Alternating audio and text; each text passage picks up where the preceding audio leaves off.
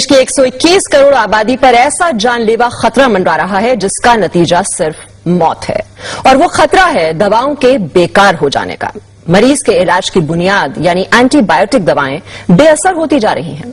Antibiotic दवाओं पर की गई स्टडी के नतीजे आगाह कर रहे हैं कि 2020 आते आते देश में एक भी असरदार एंटीबायोटिक दवा नहीं बचेगी और सर्दी जुकाम जैसे साधारण इन्फेक्शन भी लाइलाज हो जाएंगे।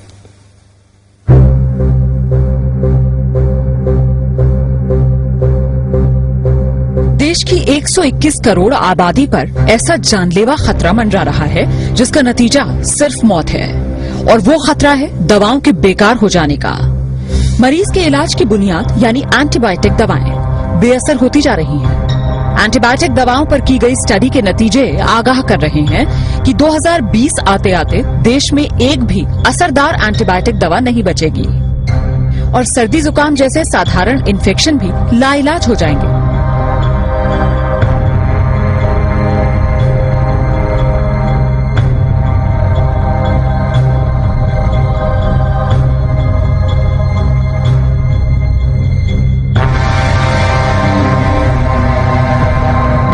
जरा सोचिए, अगर डॉक्टर को मरीज की बीमारी का पता हो, उसके इलाज के लिए बेहतरीन वार्ड, टेस्ट और ऑपरेशन की सुविधा हो, लेकिन मरीज पर दवाएं ही असर न कर रही हो और मरीज को बचा पाना नामुमकिन हो जाए। ये सिर्फ ख्याल नहीं है, ये वो डरावनी हकीकत है जिसका तोड़ डॉक्टर अभी तक नहीं तलाश पाए।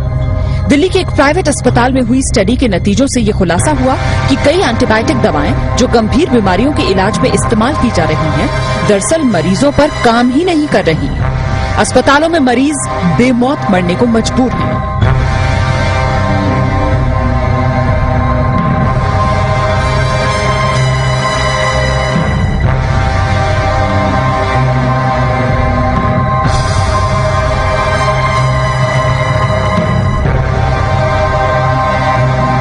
अगर हम डिस्क्रीट अब ना हो, अगर हम ये इस पे ध्यान ना दें, तो हो सकता है इवन बिफोर 2020 हमारे पास एंटीबायोटिक्स होना या न होने का कोई मतलब ना हो।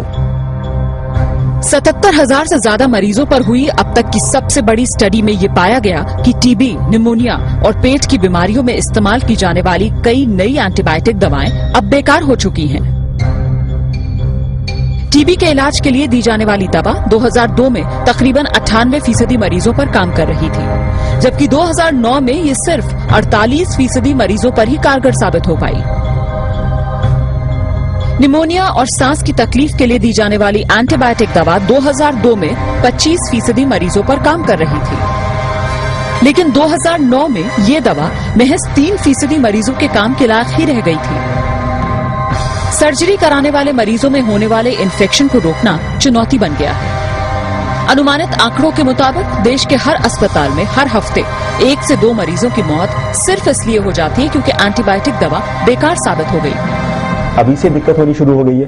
कई बार हमारे पास ऐसे मरीज आते हैं जहाँ की हमारे पास कोई एंटीबायोटिक रह ही नहीं जाता है, तो हम लोगों को लगता है कि कई बार पेरिफेरल सेंटर से हमारे पास आए क्यों है, क्योंकि हमारे पास कोई दवाई नहीं रह जाती।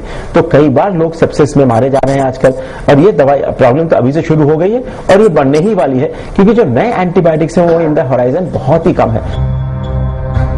राजधानी के सर गंगाराम अस्पताल में 2001 से 2010 के बीच भर्ती हुए 77,000 मरीजों पर यह स्टडी की गई। अस्पताल में रहने के दौरान उन्हें जो दवाएं दी गईं, उनके आधार पर ये नतीजा सामने आया कि कई दवाएं 40% मरीजों पर तो कई 97% मरीजों पर काम नहीं कर पाई। यानी देश की 3% आबादी को छोड़ दिया जाए तो बाकी सब पर जान का खतरा मंडरा रहा है। मौजूदा एंटीबायोटिक दवाएं अगर इसी तरह बेअसर होती रही तो क्या बहुत से मरीजों को बेमौत मरने के लिए मजबूर होना पड़ेगा? इस सवाल का जवाब वाकई डराने वाला है, क्योंकि डॉक्टरों की राय में बहुत से मरीज इन्फेक्शंस की वजह से सिर्फ इसलिए जान गंवा रहे हैं क्योंकि अब उन पर वो दवाएं काम नहीं कर रही जिनके जरिए कुछ साल पहले तक वो बीमारी का इलाज कर पा रहे थे। पूजा मक्कड़, जी न्यूज, दिल्ली।